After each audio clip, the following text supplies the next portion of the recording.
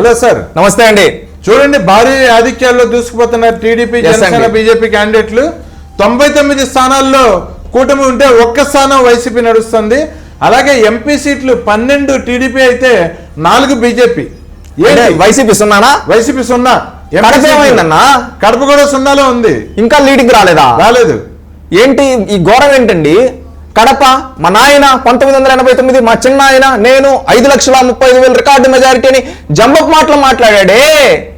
ఏమైంది? ఏం బాబాయిని చంపినోడిని పంపించేస్తున్నారా? అర్థం కావటం లేదు. జనాలు పంపించేస్తున్నారు. ఏమో అండి, జగన్ని చూస్తుంటే నాకు బాధ వేస్తా ఉందండి. ఎందుకంటే ప్రత్యర్థి అయినా కానీ బాగుండాలని కోరుకోవాలి, కానీ ప్రజలు ఏంటండి ఇట్ట కొడుతున్నారు? పోస్టల్ బ్యాలెట్లలో పులివెందుల్లో కూడా మెజార్టీ రావట్లేదు జగన్మోహన్ రెడ్డికి. నాకు అర్థం కాండి ఏంటంటే జగన్మోహన్ రెడ్డిని ఎందుకు అంత కక్ష? ఏ పాపం చేసినాడు? బాబాయిని చంపడం తప్ప జగన్మోహన్ రెడ్డి? సంగతి చెప్పమంటారా? ఇలా ప్రపంచం నడుస్తుంది తెలుగుదేశం కూటమికి. మరో పక్కన సాక్షిలో తెలుగుదేశంకి 1, 7 వైసీపీ అని చెప్పి చూపిస్తున్నారు. మా సాక్షి ఎలా తెలుసా? మా భారతత్తమ్మ ఎప్పుడు చూసినా కానీ రివర్స్ రాస్తుంది. వాళ్ళకి ఏంటంటే ఒక శాపం ఉన్నట్టుందండి. ఏంటంటే నిజాలు పలికితే తల 1000 ముక్కలైపోతుంది అనే శాపం ఏమన్నా ఉందేమో డౌట్ గా ఉంది. ఎందుకంటే ఆ రోజు డేట్ తప్పితే ఆ చికెన్ రేట్లు, మటన్ రేట్లు, ఇంకేమన్నా రోగాల గురించి వీటి గురించి తప్పితే ఏది కరెక్ట్ గా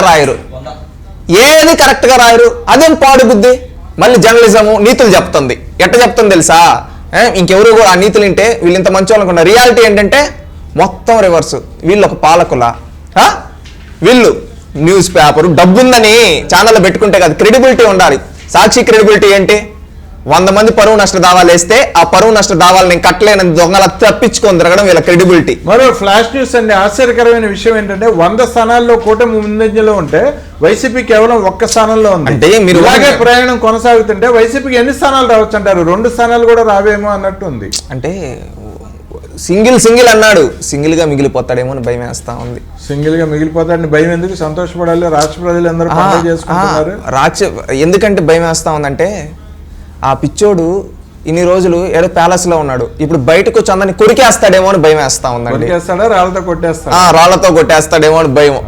అందుకే లోపల బంధించి పెడితే ప్రాబ్లం లేదు, పిచ్చి కుక్కని బయటకు వెళ్తే అందరిని వచ్చి కరిచేస్తుందేమో అని. ఒక పక్కన లోకేష్ గారు, చంద్రబాబు గారు, పురంధరేశ్వర్ గారు, పవన్ కళ్యాణ్ గారు, త్రిబుల్ గారు అతి భారీ మెజార్టీలతో దూసుకుపోతున్నారు. ఏం చెప్తారు?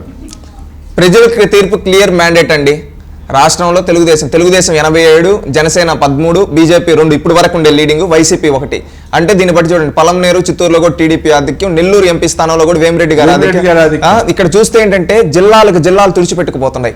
వైసీపీ ఓడిపోబోతుంది. ఏంటంటే నెల్లూరులో గతంలో తెలుగుదేశం కాలేజీ ప్రిన్సిపల్ ఆధిక్యంలో ఉన్నారు. మీరు ఒకటి గమనించండి, గతంలో నెల్లూరు జిల్లాలో తెలుగుదేశం పార్టీకి 1 సీట్ రాలా, కానీ ఈరోజు నెల్లూరు పార్లమెంట్ లోనే ఆధిక్యంలో ఉన్నారంటే మీరు చూడండి ప్రజలు ఏ విధమైన మ్యాండేట్ ఇచ్చారో.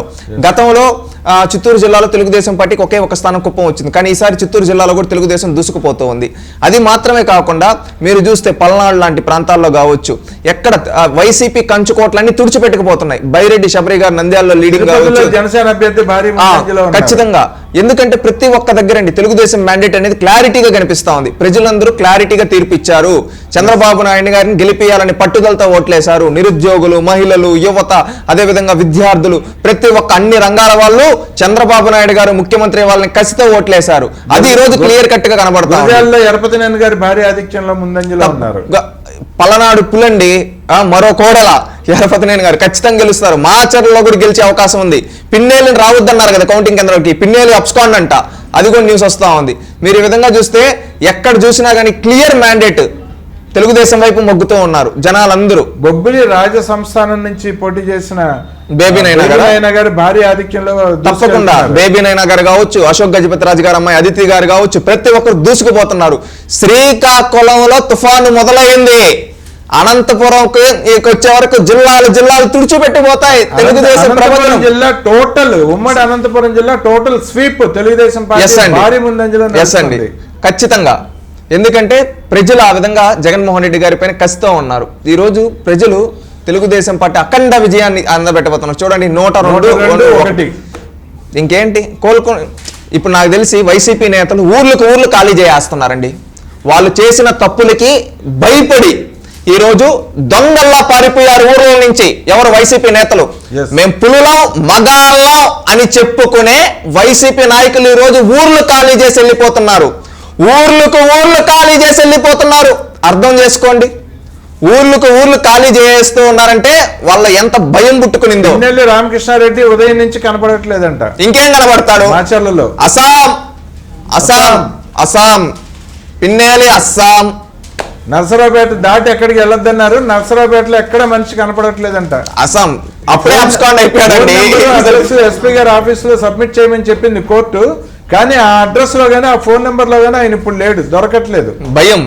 భయంతో వెళ్ళిపోయి ఉంటాడు. ఎంతో మంది అమాయకులను చంపాడు కదా, దాని నుంచి వచ్చే రివర్స్ బంతి నువ్వు ఎంత కొడితే అంత స్పీడ్ గా వస్తుంది. ఆ బంతి వస్తా ఉంటుంది, నీ తలకు తగులుతుందని భయపడి పారిపోయి ఉంటాడు. అది కాదండి, 102 స్థానాలు కూటమికి అయితే 1 వైసీపీకి అయితే ఇదే పందాలో గనక కౌంటింగ్ కొనసాగితే వైసీపీకి అసలు ఏం మిగులుద్ది అంటారు? 1 స్థానం 2 స్థానాల ఏం మిగలదు.